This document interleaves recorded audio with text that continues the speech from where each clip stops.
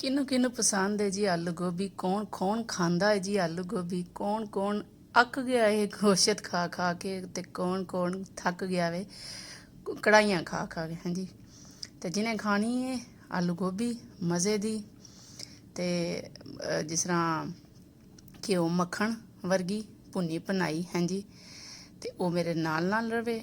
ਤੇ ਅੱਜ ਅਸੀਂ ਪਕਾਉਂਦੇ ਹਾਂ ਸੋਹਣੀ ਬੜੀ ਆਲੂ ਗੋਭੀ, ਜਿਹੜੀ ਗੋਸ਼ਤ ਨੂੰ ਵੀ ਕਰੇ ਪਰਾਂ ਹੈ। ਖਾਓ ਪੀਓ, ਤੇ ਖਾਓਗੇ ਤੇ ਯਾਦ ਕਰੋਗੇ, ਮੇਰੇ ਸਟਾਈਲ ਨਾਲ ਬਣਾਓਗੇ ਤੇ ਬਹੁਤਾ ਹੀ ਯਾਦ ਕਰੋਗੇ। ਤੇ ਜਿੰਜ ਅਸੀਂ ਖਾਂਗੇ ਤੇ ਅਸੀਂ ਪਕਾਵਾਂਗੇ, ਤੇ ਤੁਸੀਂ ਵੀ ਅਗਰ ਉਹਦਾ ਪਕਾਓਗੇ ਤਾਂ ਕਿਆ ਹੀ ਬਾਤ ਹੋ ਜਾਏਗੀ। ਲਓ ਜੀ, ਸਭ ਤੋਂ ਪਹਿਲਾਂ ਤੁਸੀਂ ਕਰਨੇ ਨੇ 2 ਅਦਦ ਪਿਆਜ਼ ਲੈਣੇ ਨੇ, ਉਹਨਾਂ ਨੂੰ ਥੋੜ੍ਹਾ ਜਿਹਾ ਬਰਾਊਨ ਕਰਨਾ ਹੈ।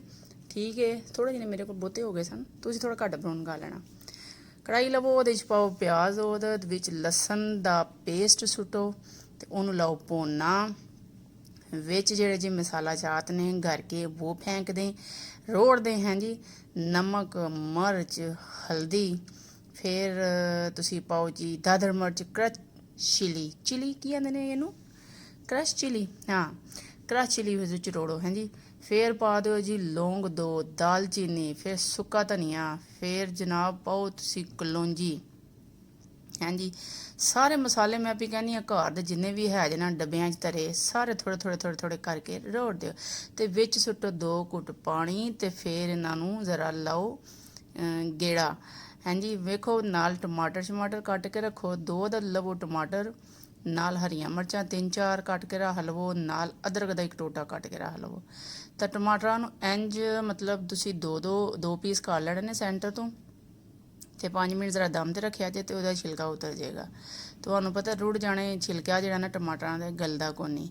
तो इस तरह जनाब आपने क्या करना है, छिलकों को पकड़ के तो उनको कढ़ाई से बाहर फेंक देना है, उन्होंने दफ़ा दूर कर देना है, निकल जाओ बाहर, घरों बाहर कर देना उन्होंने। हाँ जी, तो फिर ਜਿਹੜੇ ਤੁਸੀਂ ਟਮਾਟਰ ਤੁਹਾਡੇ ਜਿਹੜੇ ਗਲ ਗੁਲ ਗਏ ਨੇ ਉਹਨਾਂ ਦੇ ਵਿੱਚ ਤੁਸੀਂ ਅਦਰਕ ਦਾ ਵੀ ਥੋੜ੍ਹਾ ਜਿਹਾ ਕੱਟ ਕੇ ਨਾ ਤੁਸੀਂ ਉਹ ਵੀ ਕੱਦੂਕਸ਼ ਕਰਕੇ ਵੀ ਪਾ ਸਕਦੇ ਹੋ, ਅਤੇ ਦੋਰੀ ਡੰਡੇ 'ਚ ਕਟਾ ਕੇ ਵੀ ਪਾ ਸਕਦੇ ਹੋ। ਅਤੇ ਇਸ ਤਰ੍ਹਾਂ ਟਮਾਟਰਾਂ ਨੂੰ ਫਿਰ ਫੂਲ ਲੈਣਾ, ਚੰਗੀ ਤਰ੍ਹਾਂ ਫੇਣਾ, ਮੈਂ ਵੀ ਕਹਿੰਦੀ ਹਾਂ ਕੋਈ ਅਸਰ ਨਹੀਂ ਛੱਡਣਾ। ਫੂ ਕੇ ਉਹਨਾਂ ਨੂੰ ਨਿਸਤੋਂ ਨਬੂਦ ਕਰ ਦੇਣਾ, ਕੜਾਹੀ ਦੇ ਵਿੱਚ ਪੁਆ ਛੱਡਣਾ, ਮੈਂ ਵੀ ਕਹਿੰਦੀ ਹਾਂ ਇੱਧਰ ਉੱਧਰ ਕਰਕੇ ਅਤੇ ਰੰਗਤ ਵੇਖੋ ਤੁਸੀਂ ਮਸਾਲੇ ਦੀ, ਤੁਸੀਂ ਇਸ ਮਸਾਲੇ ਨਾਲ ਵੀ ਰੋਟੀ ਖਾ ਸਕਦੇ ਹੋ। ਤੁਹਾਨੂੰ ਪਤਾ ਇਹ ਮਸਾਲਾ ਵੀ ਬੜਾ ਮਜ਼ੇਦਾਰ ਬਣਿਆ ਵੇ। ਇਸ ਮਸਾਲੇ ਨੂੰ ਵੀ ਜਿਹੜੇ ਪਹਿਲੇ ਬੰਦੇ ਹੁੰਦੇ ਸੀ ਨਾ, ਉਹ ਰੋਟੀ ਲੈ ਕੇ ਨਾ ਬਈ ਅਤੇ ਅੱਜ ਮਸਾਲਾ ਭੁੰਨ ਕੇ ਅਤੇ ਉੱਤੇ ਮਸਾਲਾ ਰੱਖ ਕੇ ਰੋਟੀ ਦੇ ਉੱਤੇ, ਅਤੇ ਉਹਦਾ ਆਪਣਾ ਇੱਕ ਸਵਾਦ ਹੁੰਦਾ, ਆਪਣਾ ਇੱਕ ਟੇਸਟ ਹੁੰਦਾ। ਅਤੇ ਇੰਝ ਵੀ ਪਕਾ ਕੇ ਅਤੇ ਲੋਕ ਮਸਾਲਾ ਹੀ ਪਹਿਲੇ ਲੋਕਾਂ 'ਚ ਇੰਝ ਵੀ ਗੁਜ਼ਾਰਾ ਕਰਦੇ ਸਨ। लो जी, इधर हो गया हमारा मसाला बन गया है। तो हमने फिर जो गोब काटा हुआ था, 1 किलो मैंने गोब लिया था, उसको मैंने छोटा छोटा जो है वो काट लिया था।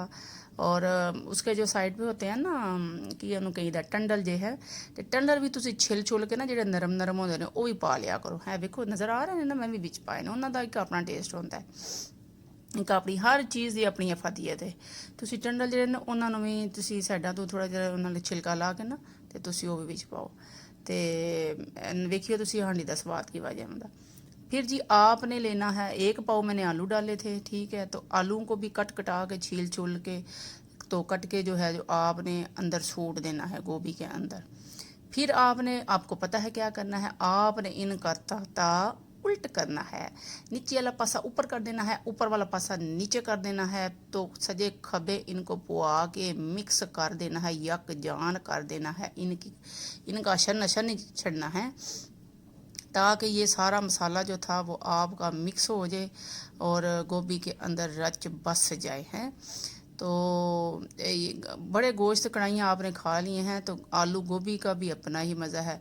तो आपको पता है ये साल के 12 महीने जो है वो आलू ही हर सब्ज़ी के अंदर बड़ा होता है।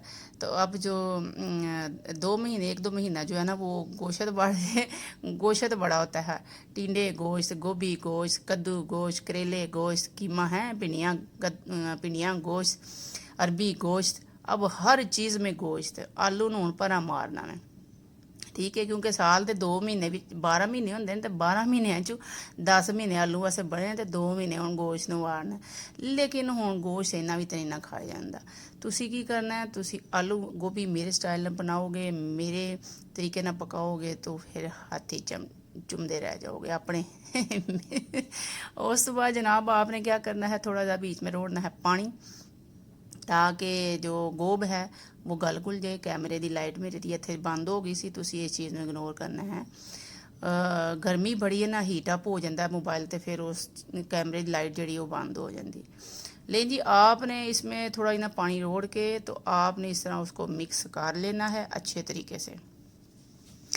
अच्छा, एक बात और यहाँ पे मैं बताऊँ, तो आपने ना इसको ना आपने दम पे पहले रख देना है थोड़ी देर के लिए, 5 मिनट के लिए या 10 मिनट के लिए इसको दम पे रख दें। ठीक है, अच्छी तरह से ये गल गुल जाए। फिर आपने क्या करना है, आपने ये देखें जी मेरे साथ साथ चलना है, मैं साथ में बना रही थी, खीरा भी काट रही थी। अच्छा, ये देखें जी गोभी जो है वो आलू इसका चेक कर लेते हैं कि इसका गल गया कि नहीं गला। आपने इस तरह, ये जो आलू है ना, आलू जान नहीं छोड़ते हैं, हर चीज़ में आलू बड़े होते हैं, गोभी आलू, मटर आलू, टिंडे आलू, पालक आलू हैं, इन्ना साड़ी जान नहीं छड्डनों आनी। आलू जेह्ड़े ना इन्ना साड़ी जान नहीं जे छड्डनी हैं। अच्छा जी, यहाँ पे आपकी गोभी हो गई है तैयार, तो आपने बीच में भुन भन लेना है उसको अच्छी तरीके से, भुन भन के घ्यो निकल आए तो आपने बीच में सूटना है गर्म मसाला, बीच में सूटना है आपने कालियाँ मर्चां, तो फिर आपने इसमें सूटनी है हरियाँ मर्चां भी कट कटा के हैं। तो उसके बाद आपने फेंकना है जी इसमें धनिया, धो के कट के सोहना बड़ा धनिया ना, ते आंडी दी रौनक आंदी है। ठीक है, ते तुसी इंज धनिया भी सुट देना, ते वेखो किंज खुशबूआं दे हुल्ले ने, ते छुर छुर छुर छुर आवाज़ आंदी भी है, मैनूं ते बड़ी पई आंदी है। ते जनाब हांडी हो गई है, पक के भुन के रेडी हो गई है, तो इनू करने हैं डिश आउट।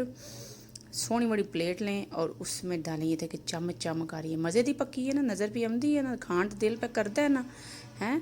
तो चलो शाबाश, छेती नाल उठ के तो पका लो तुसी भी, हैं। सोहनी बड़ी तुसी तैयार करनी है प्लेट दे विच।